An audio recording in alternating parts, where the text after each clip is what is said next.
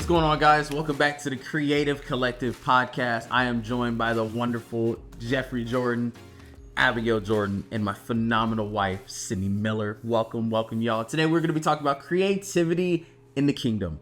So for you all, what are some moments that you feel like you guys have just seen some astounding creativity when it came to like work or production for the kingdom?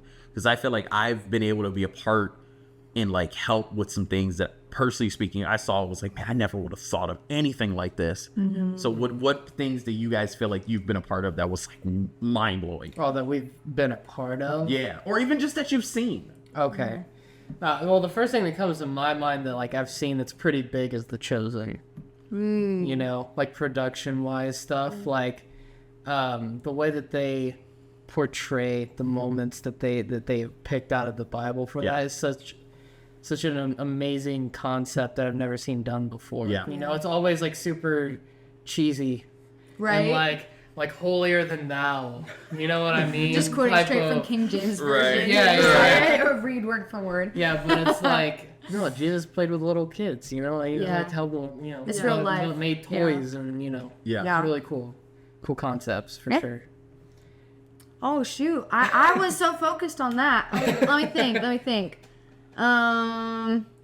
Let's see. I just think in general, Jeffrey and I were a big part of like the creative part of like our college and stuff. So we were part of a lot of worship teams, drama teams and stuff. And so I know that our college was particular about really letting the students kind of evolve that. And so it was student led. You even had like student led worship nights and these things that just really came out of the community that were very natural and organic like that. And it was really nice to see all of these students stepping up and leading, but that they were being creative with that in that aspect. That makes perfect sense. I think even just for us, being able to like be a part with our church, making a movie, like a film for just the program that we have at our church, the student ministries department. I don't know. I feel like I've seen so many like super cool, like great depicted things, even just like in kids classes that are like, man, I never would have thought to think about that. One that we just did for Easter,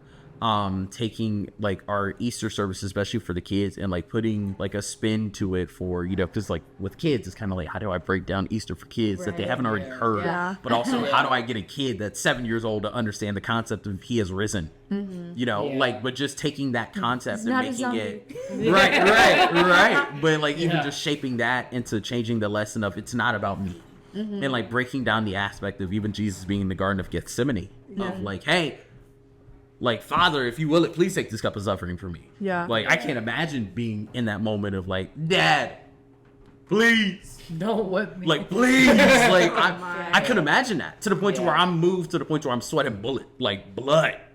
That's tough. But even just from that, I just thought that was super creative. And even going back to what you said with The Chosen, I feel like we're seeing so many like different things, even the different like older movies about Jesus.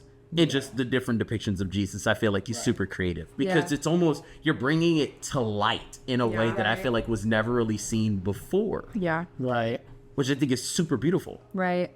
Well, and I think too, like, I think sometimes we have like those creative, you know, passions and things, and we don't really know how we can use them in the kingdom. Like, I remember, I didn't get a degree, but I went to a career center for digital media, and when I ended up in college, I ended up getting a degree in social work, and I was like, I'm not even using, like, I went to high school for all of this stuff. Like, I spent 2 years in a studio, like, learning how to take pictures, learning how to edit, and those types of things. I'm like, I'm not even using that now.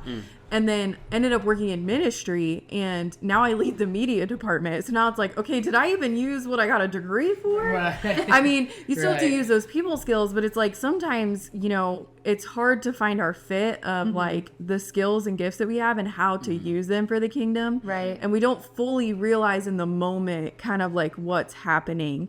And it's like, but you can't sit here and tell me that like creativity doesn't matter to God. I mean, look at all the instructions that he gave for the tabernacle. I mean, like, you can't tell me he's not creative. Well, he created us and the world. So exactly. Pretty good job. He did. Great job. Truly. So it's like using those gifts.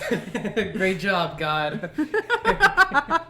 But it's like, I think my question for the table is like, how have you used your gifts of creativity? What are some ways that you can use your gifts of creativity to propel the kingdom? Yeah, I think it's not even something that you have to look on a large scale like The Chosen or like a production base.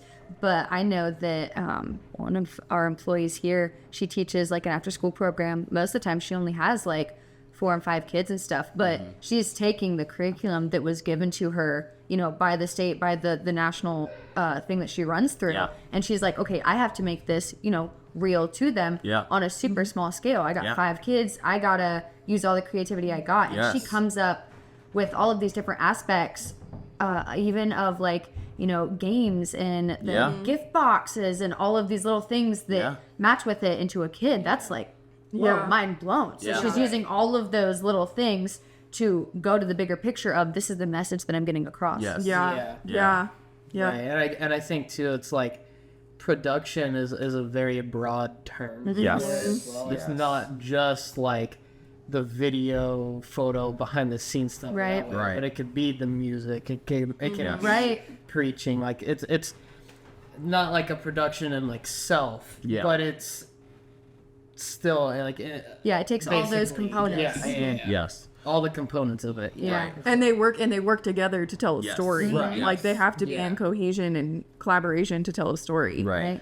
So But I feel like the nice thing about like creativity in the kingdom is just, you know, it's creativity as we talked about in episodes prior. Just it's not really this one thing that is, oh, this is creativity and this is not creativity. Right. It's like one word that is just over so many different branches of what creativity could be.